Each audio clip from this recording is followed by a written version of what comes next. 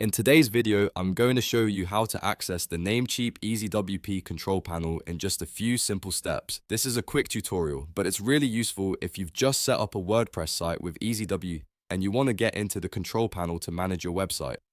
If this video helps, make sure to hit the like button and subscribe for more easy software tutorials just like this. Alright, let's get started. First, go to the Namecheap website in your browser. You can simply search for Namecheap or type the website address directly into the address bar.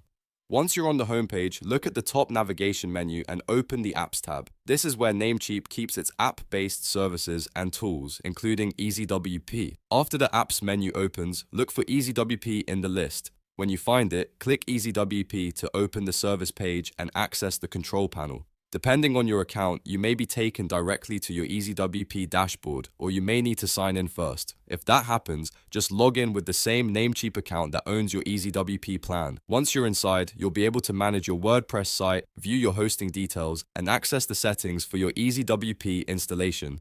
And that's it. You now know how to access the Namecheap EasyWP control panel. It only takes a few clicks, and once you know where to find it, it becomes very easy to get back in whenever you need it. If this tutorial was helpful, don't forget to like this video and subscribe for more step-by-step guides.